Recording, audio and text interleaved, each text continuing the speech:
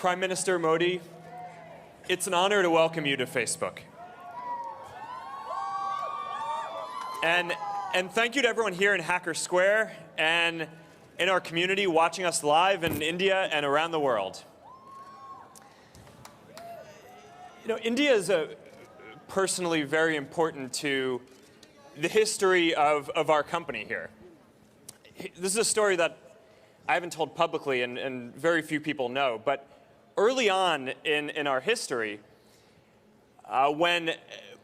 before things were really going well and we had hit a tough patch and a lot of people wanted to buy Facebook and thought we should sell the company, I went and I saw one of my mentors, Steve Jobs, and he told me that in order to reconnect with what I believed as the mission of the company, I should visit this temple that he had gone to in India early on in his evolution of thinking about what he wanted Apple and his vision of the future to be. And so I went and I traveled for almost a month, and seeing the people, seeing how people connected, and having the opportunity to feel how much better the world could be if everyone had a stronger ability to connect, reinforced for me the importance of what we were doing. And that is something that I've always remembered over the last 10 years as we've built Facebook. So,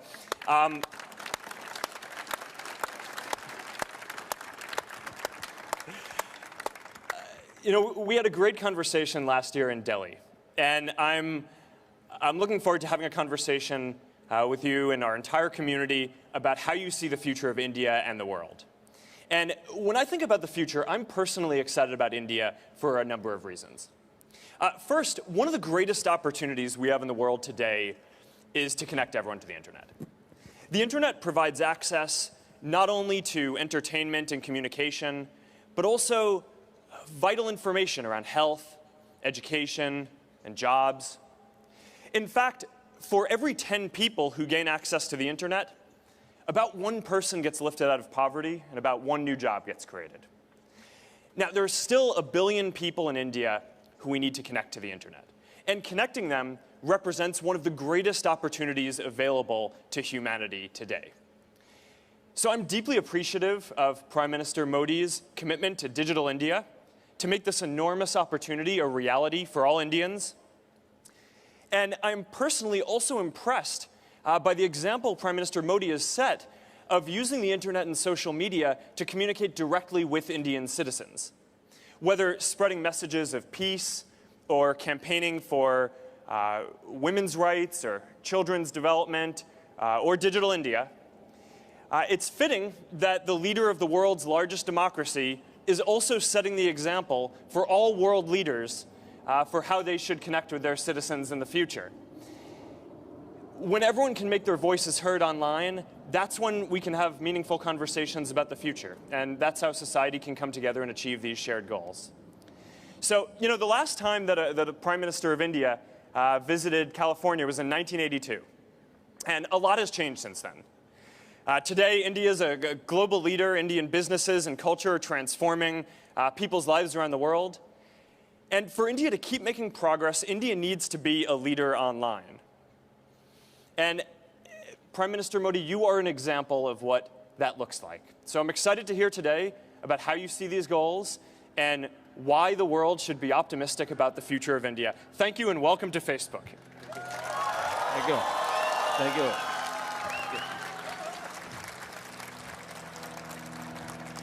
mark, मैं आपका बहुत आभारी हूँ कि आज मुझे Facebook के headquarter पे आकर के दुनिया जिसके साथ जुड़ी है उनके साथ मुझे आज रूबरू में जुड़ने का अवसर मिला है।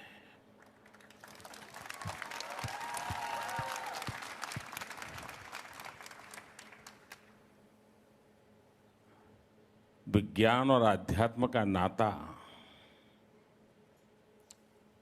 ऐसा हो भी सकता है, वो शायद मार्क ने आज न बताया होता तो दुनिया को पता नहीं चलता।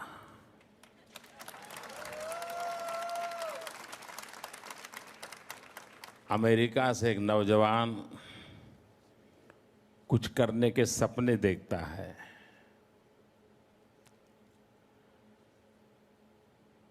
और विज्ञान की दुनिया में जिसने सफलता पाई है, वैसे उसके गुरु उसे कहते हैं कुछ भी करने से पहले हिंदुस्तान जाओ, वहाँ किसी टेम्पल में जाओ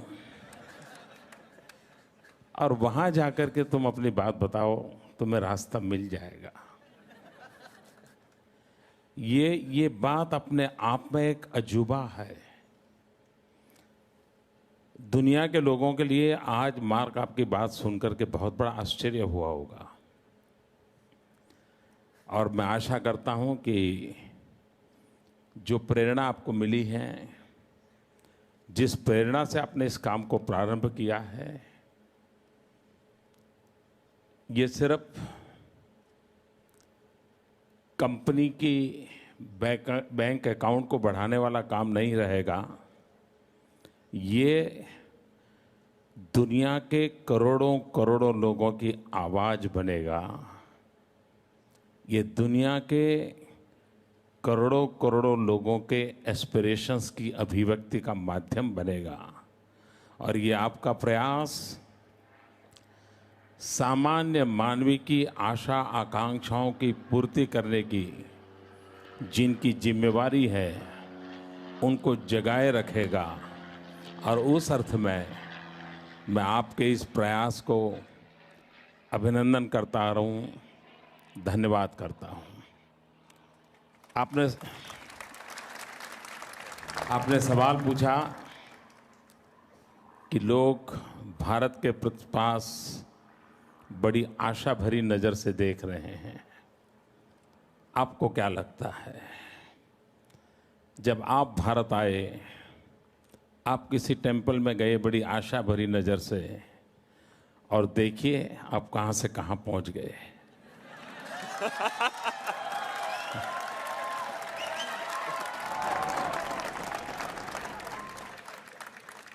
आपका अनुभव कहता है कि जो भारत से आशा अपेक्षाएं हैं, सामर्थ्य भारत में है, ये आपका खुद का अनुभव बता रहा है। ये दुनिया का सबसे बड़ा लोकतंत्र, अगर आर्थिक नजरिए से देखा जाए, चाहे वर्ल्ड बैंक हो, IMF हो, दुनिया की सारी रेटिंग एजेंसीज हो, एक स्वर से सब लोग कह रहे हैं कि आज विश्व के बड़े देशों की फास्टेस्ट ग्रोइंग इकोनॉमी अगर कोई है तो वो है भारत।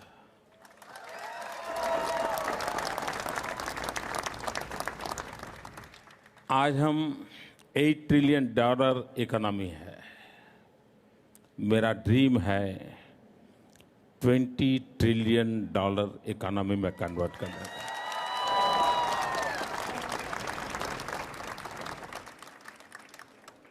और उस काम को करना है मुझे, तो 3 बातों पर मैं बल दे रहा हूं: agriculture sector, service sector and manufacturing sector. आप वो लोग दुनिया से जुड़े हुए हैं जिनका सबसे बड़ा कंट्रीब्यूशन सर्विस सेक्टर में है, और मैं सर्विस सेक्टर की ताकत बहुत बड़ी देख रहा हूं। अकेला अगर टूरिज्म ले ले, मैं अकेला टूरिज्म, भारत के पास टूरिज्म के क्षेत्र में इतनी संभावनाएं पड़ी हैं, जॉब क्रिएशन के लिए इतनी संभावनाएं पड़ी हैं, और आज की टेक्नोलॉजी ने विश्व को इतना निकट ला करके रख दिया है, इतने अपनेपन को पैदा कर दिया है। और टूरिज्म अगर बढ़ता है तो सर्विस सेक्टर को, जॉब क्रिएशन को, यानी क्वालिटी ऑफ लाइफ में चेंज लाने में एक बहुत बड़ी ताकत बनती है। और उस अर्थ में मैं देखता हूं कि पिछले साल सवा साल में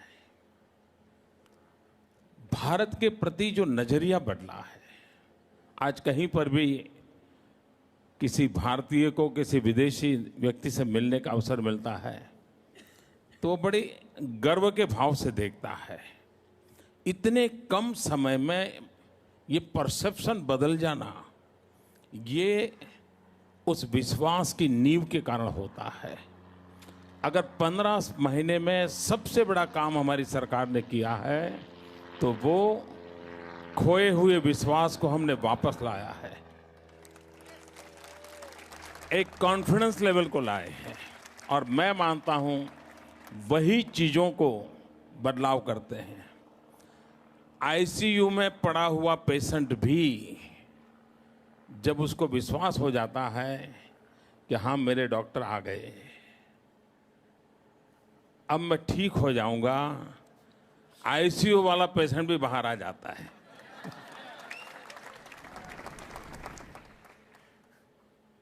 Thank you.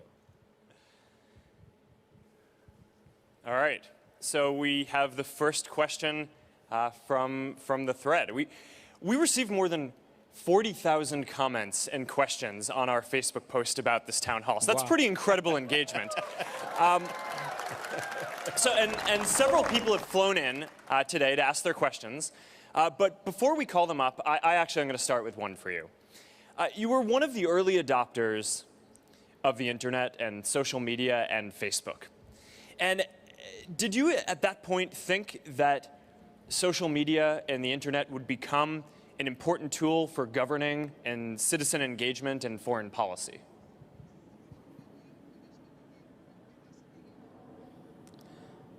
जब मैंने सोशल मीडिया को अपनाया तब मुझे ही मालूम नहीं था कि मैं कभी मुख्यमंत्री बनूंगा, कभी प्रधानमंत्री बनूंगा।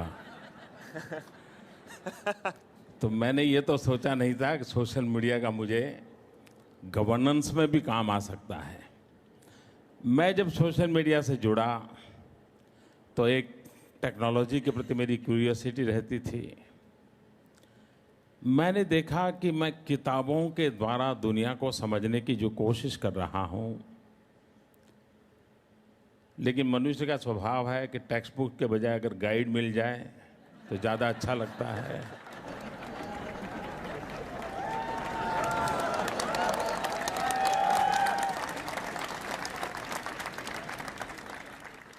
और गाइड से भी अगर कोई श्योर सजेशंस दे देता है तो और अच्छा लगता है। मेरे लिए सोशल मीडिया ने ये काम किया। मुझे बहुत ही कम समय में 2-4 शब्दों से मुझे जिन चीज़ों की ज़रूरत थी वो मिल जाती थी। और दूसरा फ़ायदा ये हुआ कि मैं बहुत ज़्यादा पढ़ा लिखा नहीं हूँ, बहुत मेरे पास वो सौभाग्य नहीं था कि मुझे कोई ज़्यादा ज्ञान अर्जित कर सकूं। लेकिन मेरी उस कमी को सोशल मीडिया ने भर दिया। 2-4 शब्दों से भी मेरी दुनिया चल जाती थी और उसके कारण मेरी थॉट प्रोसेस में बहुत बड़ा बदलाव आया। मैं जो कभी अपने आसपास की दुनिया से ही सोचता था, एक पूरे विश्व के दायरे तक उसे छूने का मुझे अवसर मिला। मैं जुड़ता चला गया और जैसा जैसा मैं जुड़ता चला गया, दुनिया ने भी मैं जैसा हूं वैसा मुझे स्वीकारना शुरू कर दिया।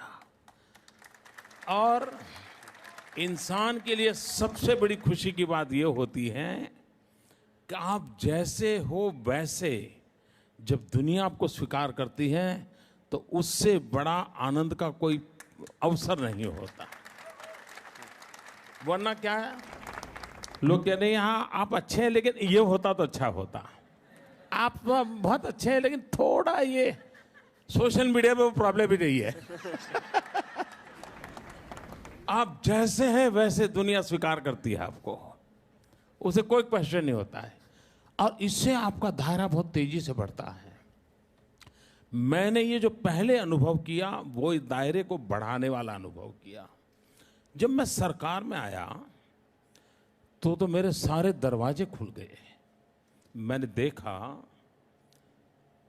सरकार का एक प्रॉब्लम होता है, उसका और जनता के बीच बहुत बड़ा गैप होता है, बहुत बड़ी खाई होती है। और जब पता चलता है तब 5 साल हो जाते हैं, चुनाव आता है, रिजल्ट आता है, तब पता चलता है कि भाई इतनी बड़ी गैप थी। सोशल मीडिया के कारण डेली वोटिंग होता है। मैं अभी बात कर रहा हूं, अभी वोटिंग चलता होगा कि मोदी ठीक कर रहा है, गलत कर रहा है।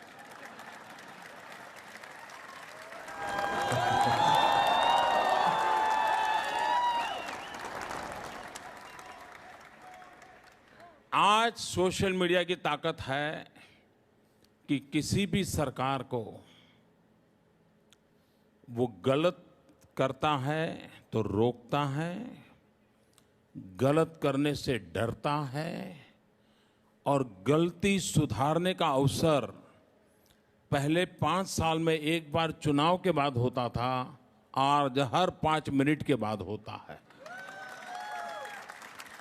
मैं मानता हूं ये लोकतंत्र की बहुत बड़ी ताकत बन गया है, और इसलिए मैं सभी राजनेताओं से, दुनिया के सभी राजनेताओं को, सोशल मीडिया से भागने से कुछ होने वाला नहीं है। आप जुड़िए, आप उसको जानने की कोशिश कीजिए। अच्छी सरकार तब चलती है जब आपको इंफॉर्मेशन चैनल बहुत हो आपके, और रियल टाइम इंफॉर्मेशन मिलती हो। सरकारों के पास पहले मैकेनिज्म था भी तो बड़ा स्लो था। कहीं पर कुछ हो जाता था तो 24 घंटे के बाद जब न्यूज़पेपर आता था तब पता चलता था यार वहाँ कहीं हुआ है। आज 24 सेकंड में पता चलता है कि दुनिया के उस कोने में ये ऐसा हुआ है। और इसलिए रियल टाइम इंफॉर्मेशन के लिए ये सबसे बड़ा सोर्स है।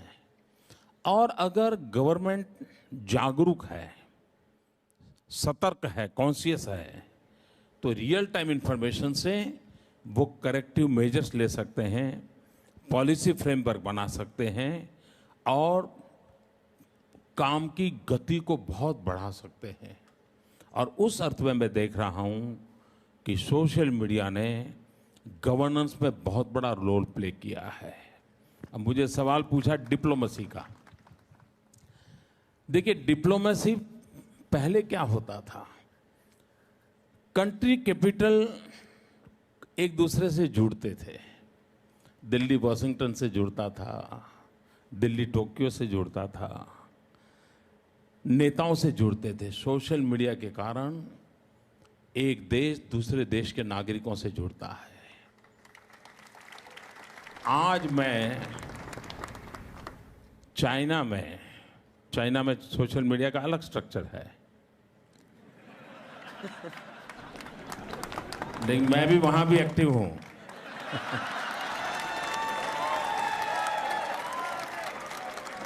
और मैं वहां चाइनीज लैंग्वेज में कम्युनिकेट करता हूं। आपको हैरानी होगी, मैंने चाइना की वीबो पर उनके प्रधानमंत्री के जन्मदिन की बधाई दी। चाइना के नागरिकों के लिए उनके प्रधानमंत्री का जन्मदिन एक न्यूज थे, और वो इतना वायरल हुआ था, पूरे चाइना में इतना वायरल हुआ था। अब ये डिप्लोमेसी का रूप कहां किसी ने कभी सोचा था? कभी नहीं सोचा था। मैंने इजराइल के प्राइम मिनिस्टर को, उनका एक फेस्टिवल होता है, उस फेस्टिवल पे हिब्रू भाषा में शुभकामनाएं दी। वो वायरल हो गई। लेकिन सबसे बड़ी मजा तब आई जब उन्होंने मुझे इसका जवाब थैंक्स हिंदी में भेजा। अब देखिए, ये डिप्लोमेसी का नया रूप है जो सीधा जनता से जोड़ता है। और शायद विश्व एक परिवार है, ये फॉर्मेशन में ये सोशल मीडिया एक कैटलिक एजेंट के रूप में बहुत बड़ी नई भूमिका अदा कर रहा है।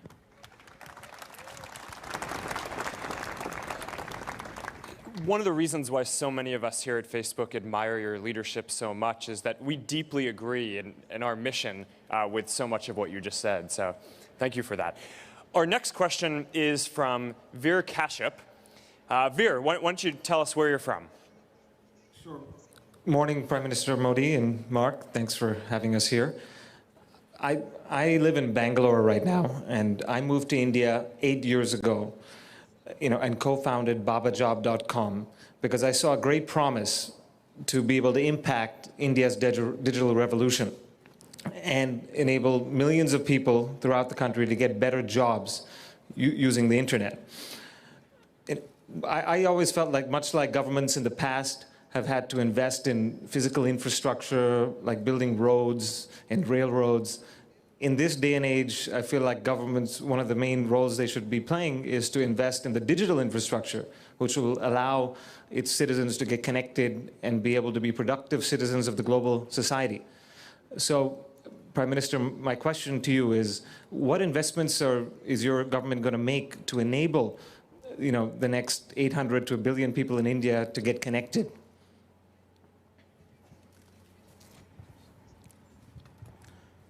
वीर, मैं आपका बहुत आभारी हूं कि आपने भारत आकर के अपना नसीब आजमाने के लिए प्रयास किया है।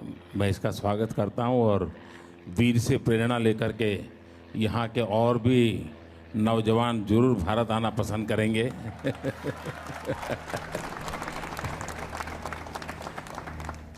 ये बात सही है कि भारत ने दो बातों पर इक्वली बल देना पड़ेगा।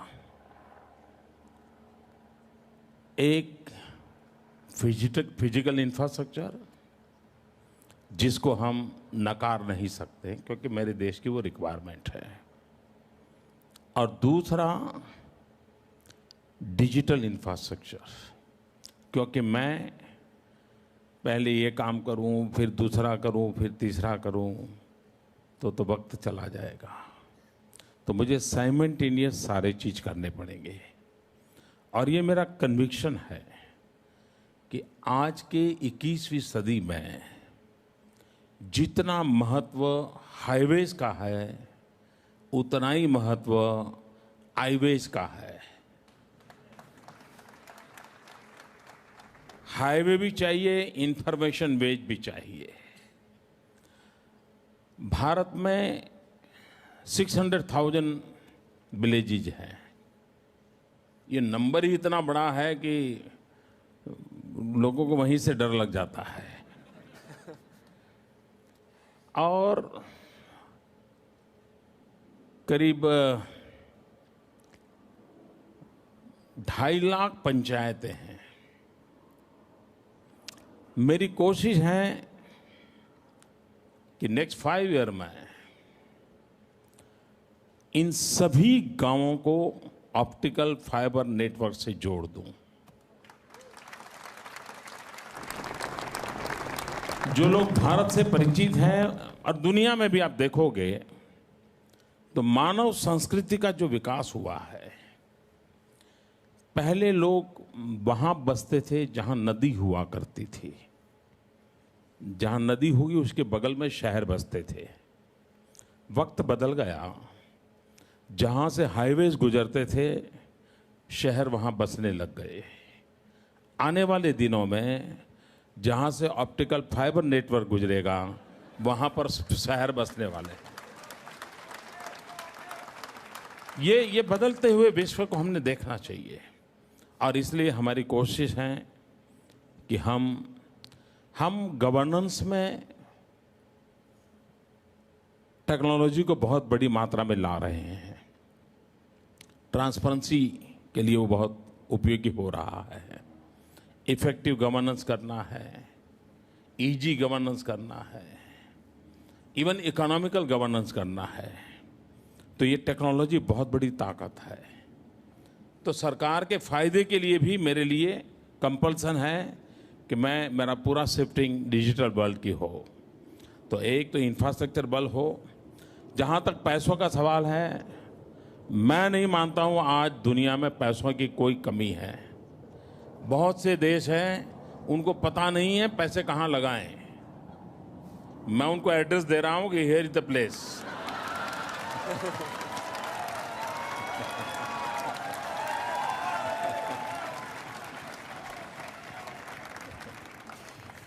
All right. Our next question is from T.S. Karana, who actually works here at Facebook. So T.S., where are you from? Well, I was born in India, but we immigrated to the U.S. in 1971, and I learned my English on the streets of Kentucky. Prime Minister, welcome to campus, and Mark, thank you for hosting us on this fine early Sunday morning. My question for the Prime Minister is, do you think it's become easier in the last 15 months to do business in India or not? You introduced a program called Make in India to cut red tape, but there is a perception that the pace of reform is slow. Do you think that Make in India will ultimately be successful?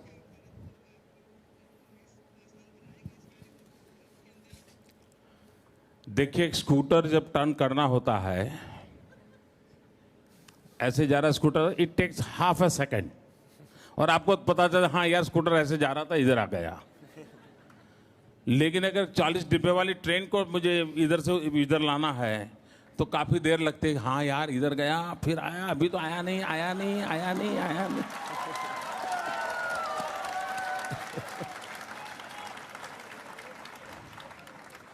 तो इतना बड़ा देश, आपको एक बदलाव निरंतर होते हैं, बहुत सारे होते हैं। अब जब उसका क्यूमुलेटिव इफेक्ट कुछ समय के बाद ध्यान आता है, तब लगता है कैसे से कैसे हो गया। अब आप देखिए, भारत में 40 साल पहले बैंकों का राष्ट्रीयकरण हुआ। इस मकसद से हुआ कि बैंक गरीबों के काम आनी चाहिए। लेकिन 40 साल में 60% पॉपुलेशन उसका बैंक अकाउंट नहीं था। अब काम हो रहा है कि नहीं हो रहा, उसका हिसाब कैसे लगाओगे? 40 साल में 180 मिलियन लोग बैंक का अकाउंट नहीं था। ये सरकार आई 100 डेज में, 100 डेज 180 मिलियन।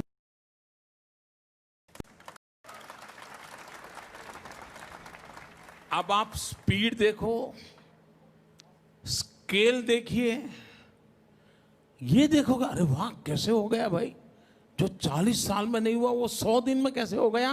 तो ये बदलाव की स्पीड है, बदलाव की स्पीड है। जिस प्रकार से अभी मैंने एक अभियान चलाया और वर्ल्ड बैंक ने इनिशिएटिव लिया, ease of doing business. Ease of doing business के रेटिंग में भारत दुनिया में 140 नंबर पे खड़ा है। और जो रिपोर्ट देख करके सोचेगा वो कभी भारत में आने के लिए नहीं सोचेगा।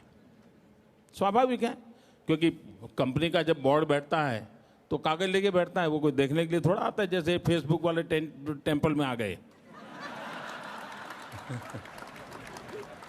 वो तो अपना बोर्ड देखते हैं। अब ये आज मार्क की बात सुनकर के लोग सोचेंगे यार कागज से नहीं, पहले एक बार जाकर के देख ले। लेकिन हमने तय किया कि हमें ईज ऑफ डूइंग बिजनेस करना है।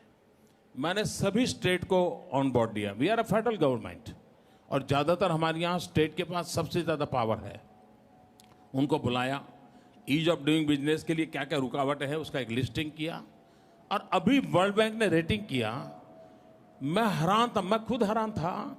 सभी राज्यों के बीच ईज ऑफ डूइंग बिजनेस का एक अनप्रेसिडेंटेड कंपटीशन शुरू हुआ है। एक से दूसरा राज्य आगे निकलना चाहता है, और ईज ऑफ डूइंग बिजनेस में unprecedented achievement in last 6 months India ने अचीव कर लिया है। आने वाले दिनों में जब नेशनल रेटिंग आएगा, मुझे विश्वास है हम 140 से काफी ऊपर चले जाएंगे। कहने का तात्पर्य है कि संभावना। दूसरा, मेक इन इंडिया की सफलता का रहस्य क्या है? दुनिया का कोई भी व्यक्ति अपनी कंपनी बंद करना नहीं चाहता है। कॉम्पिटिटिव वर्ल्ड में वो खड़ा होना चाहता है। अगर फेसबुक के हेडक्वार्टर को मान लीजिए 10 मिलियन पगार देना पड़ता है लोगों को हर महीना, और वही काम भारत में 1 मिलियन पगार से होता है, तो आएगा कि नहीं आएगा? आएगा कि नहीं आएगा? तो low cost manufacturing, effective governance, skill man power, raw material and the biggest market in India, ये सारी संभावनाएं ऐसी हैं कि जो मेक इन इंडिया के लिए, दुनिया के किसी भी मैन्युफैक्चर के लिए ये स्वर्ग भूमि है। और उस अर्थ में मैं देखता हूं कि मेक इन इंडिया के लिए बहुत बहुत संभावनाएं पड़ी हुई हैं और सफलता की ओर। आपने देखा होगा पिछले 15 महीने में अकेले अमेरिका से फॉरेन डायरेक्ट इन्वेस्टमेंट में 87% ग्रोथ है। 87%, वन कैन इमेजिन।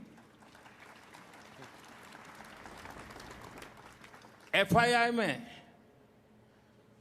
बहुत तेजी से ग्रोथ हो रहा है, और एवरेज हमारे देश का फॉरेन डायरेक्ट इन्वेस्टमेंट का ग्रोथ 40% हो गया है, जो कि आज दुनिया में जो रिसेशन है, दुनिया के और में 16% माइनस है, वरज इंडिया 40% प्लस है।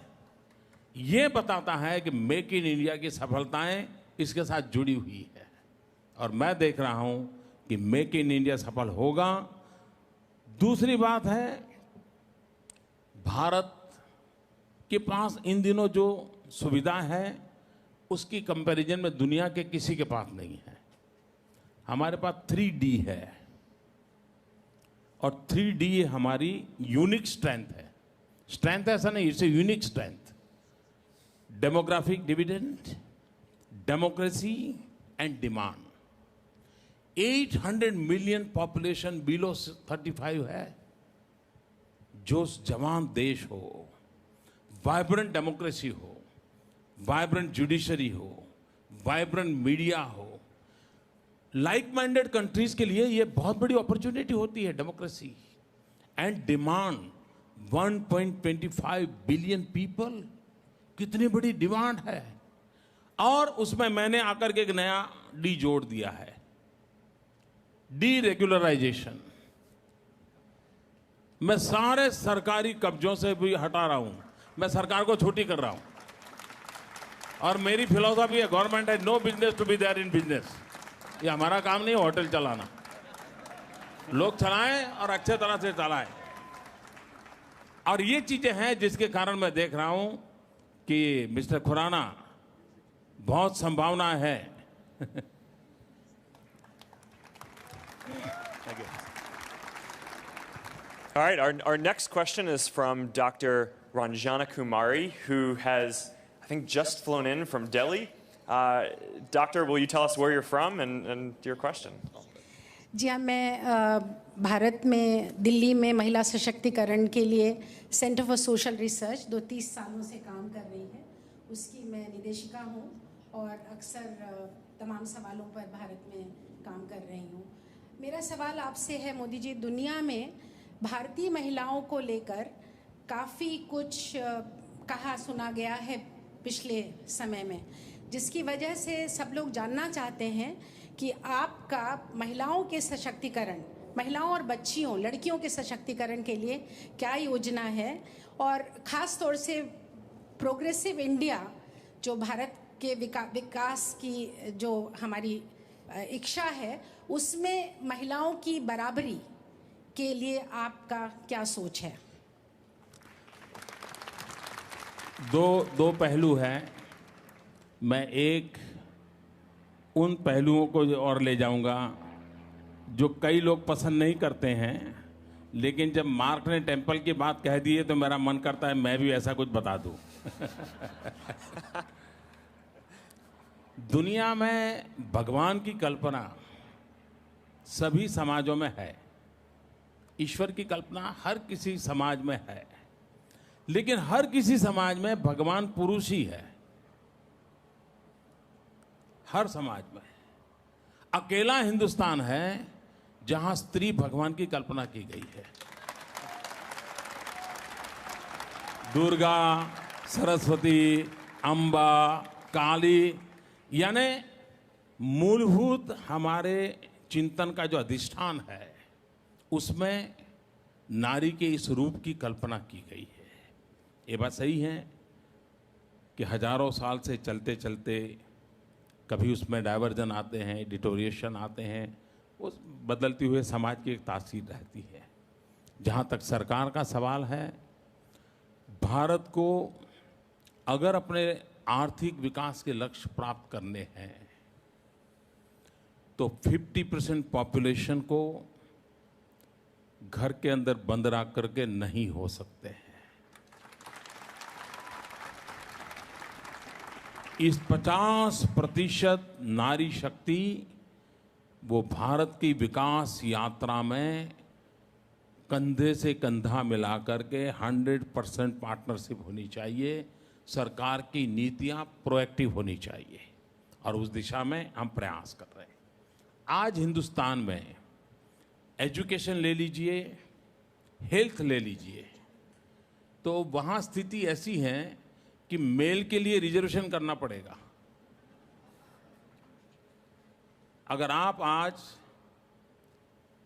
एजुकेशन फील्ड की मीटिंग करें, 1000 लोगों को बुलाएं, तो 800 महिलाएं होती हैं, 200 ही पुरुष होते हैं। इतनी बड़ी मात्रा में पूरी एजुकेशन एक्टिविटी आज हिंदुस्तान में महिलाओं के हाथ में है। हेल्थ सेक्टर, आज अगर आप हेल्थ सेक्टर की कोई कॉन्फ्रेंस कर लीजिए, आपको बहुत बड़ी मात्रा में हेल्थ सेक्टर में, खास करके नर्सिंग में, पैरामेडिकल स्टाफ में पूरा कंट्रोल महिलाओं ने लिया है। पिछले दिनों हमने एक निर्णय किया, पुलिस डिपार्टमेंट में जो यूनियन टेरिटरीज है, जो कि भारत सरकार निर्णय करती है, वहाँ 30% reservation for the women police हमने डिसाइड किया। भारत आज भी दुनिया के कई देश हैं, आज भी दुनिया के कई देश हैं जहां किसी महिला को चुनाव जीतना आज भी मुश्किल है। बहुत ही पढ़े लिखे देशों में भी भारत में इलेक्टोरल प्रोसेस में अनेक राज्य ऐसे हैं कि जहां लोकल सेल्फ गवर्नमेंट में 50% विमेन रिजर्वेशन है। अगर 100 लोगों का बॉडी है तो कंपलसरी 50 महिलाएं होगी। ये छोटा निर्णय नहीं है। और पार्लियामेंट, असेंबली में भी उसके लिए बहस चल रही है कि वहां भी महिलाओं को, ताकि डिसीजन मेकिंग प्रोसेस में उनकी भागीदारी हो। और मैं मानता हूं कि विमेन एम्पावरमेंट में एक बात हमको अचीव करनी होगी कि डिसीजन मेकिंग प्रोसेस में विमेन का हिस्सा होना चाहिए। सिर्फ वो मकान बनाते हैं तो दीवार का कलर कैसा हो, यहां तक उसका सीमित रोल नहीं होना चाहिए। मकान कैसा बने तब तक का उसका इन्वॉल्वमेंट होना चाहिए। परिवार में भी एम्पावरमेंट होना चाहिए। और इस दिशा में अब जैसे हमने एक अभियान चलाया, बेटी बचाओ बेटी पढ़ाओ। मैं जब गुजरात में था मुख्यमंत्री, जून महीने में 45 डिग्री टेम्परेचर गुजरात में होता है। मैं जून महीने में 12, 13, 14, 15 इन जून के 4 दिनों में खुद गांव चला जाता था, गांव में रहता था। 45 डिग्री टेम्परेचर हुआ करता है। हर घर जाकर के कहता था, बेटी को स्कूल भेजिए, मुझे आपकी बेटी को पढ़ाना है। और मैं 100% गर्ल चाइल्ड एजुकेशन को अचीव करके रहा था। आज मेरी कोशिश है गर्ल चाइल्ड एजुकेशन को, बेटी बचाओ बेटी पढ़ाओ, एक बहुत बड़ा मूवमेंट नेशन वाइड चल रहा है। तो ऐसे अनेक काम है। हम जैसे सरकार की कोई स्कीम है, सरकार की स्कीम में अगर हम गरीबों को मकान देते हैं तो मेरे यहाँ कंपलसरी है, वो मकान सबसे पहले मालिक का नाम महिला का होगा, सेकंड नेम उस घर के पुरुष का होगा। पहले भारत में बच्चों को स्कूल दाखिल करते थे तो बच्चे के पीछे पिता का नाम लिखा जाता था। मैं जब गुजरात में थे मैंने कंपलसरी कर दिया था, बच्चे के साथ सिर्फ पिता का नाम नहीं, माता का नाम कंपलसरी रहेगा। आपको समाज जीवन की जो पुरानी सोच है उसको बदलना होगा, और एक के बाद एक, चाहे सामाजिक स्तर हो, आर्थिक स्तर हो, सरकार की व्यवस्था का स्तर हो, इन सारे विषयों में इसको जोड़ा जा रहा है, और मैं मानता हूं उसके कारण बहुत बड़ा बदलाव आ रहा है। All right, so for our next one, I want to ask you a personal question. People may not realize this, but there's actually a number of things that we have in common. One of them is that family is very important to me and to both of us. And in fact, you know, both my parents are actually here today, so welcome, guys. They'd rather come watch you than Where is your mother? they're right here. They're right here. Now, I understand that your mother is very important in your life, so I'm hoping that you'll tell us a bit about her. मैं उन माँ बाप को बहुत बधाई देता हूँ और उनको यहाँ से मैं प्रणाम करता हूँ कि उन्होंने मार्क जैसा बेटा एक ऐसे काम के लिए दिया जिसने दुनिया को जोड़ने का काम किया है।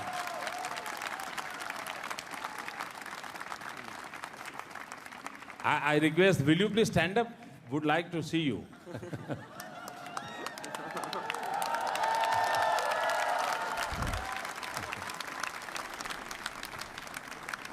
और मुझे लगता है शायद ये पहली घटना होगी कि मार्क ने आज आप दोनों को यहाँ बुलाया है।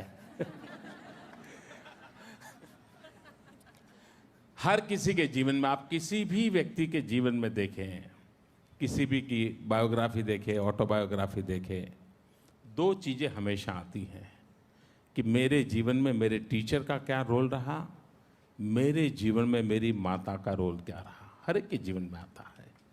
मैं भी एक सामान्य परिवार से हूँ, मेरे जीवन में मेरे माँ बाप का बहुत बड़ा रोल रहा है। मैं बहुत गरीब परिवार से हूँ। आप जानते हैं मैं रेलवे स्टेशन पे चाय बेचता था। कोई कल्पना नहीं कर सकता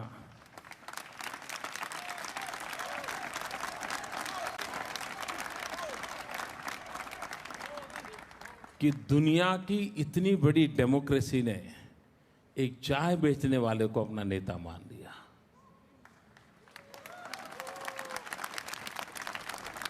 और इसलिए मैं सबसे पहले उन 125 करोड़ भारतवासियों को नमन करता हूं कि जिन्होंने मुझ जैसे सामान्य व्यक्ति को अपना बना लिया। दूसरी बात है, बहुत सामान्य परिवार में से कैसे गुजारा करना,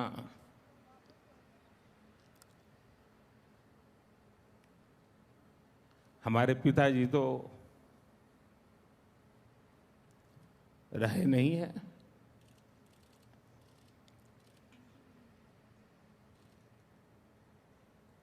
माता जी है, 90 साल से भी ज़्यादा उम्र है, आज भी अपने सारे काम खुद करती हैं, सब कुछ काम खुद करती हैं। पढ़ी लिखी नहीं है, लेकिन टीवी के कारण उनको समाचारों का पता रहता है, दुनिया क्या चल रही है, वरना कुछ पता नहीं था। अब जब हम छोटे थे तो हमारा गुजारा करने के लिए वे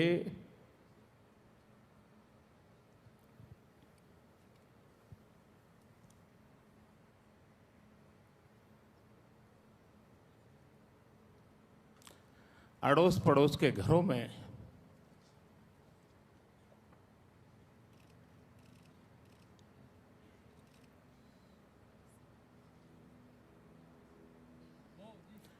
बर्तन साफ करना, पानी भरना,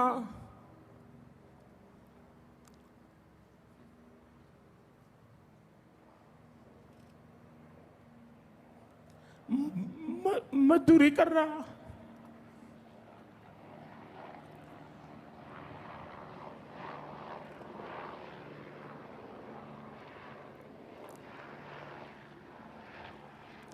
आप कल्पना कर सकते हैं कि एक मां ने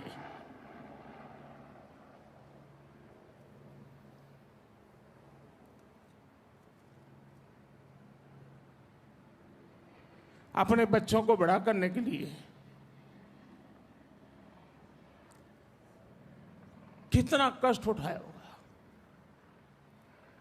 और ये सिर्फ नरेंद्र मोदी के केस में नहीं है, भारत में ऐसी लाखों माताएं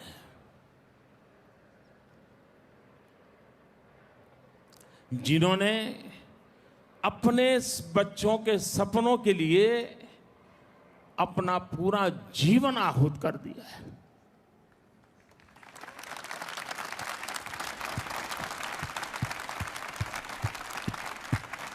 और इसलिए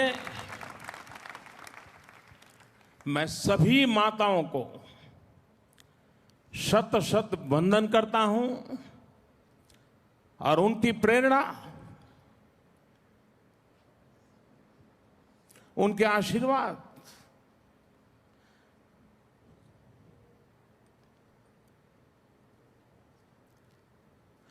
न हमें शक्ति दे पर हमें सही रास्ते पर रखे। और वही मां की सबसे बड़ी ताकत होती है। मां कभी नहीं चाहती है कि आप कुछ बन जाओ, लेकिन मां हमेशा चाहती है कि आप कैसे बनो। और ये मां का सपना होता है कैसे बनो। कुछ भी बनो, ये कभी मां का सपना नहीं होता है, ये फर्क होता है। और इसलिए हर किसी के जीवन में मां का बहुत बड़ा योगदान होता है। Thank you mark.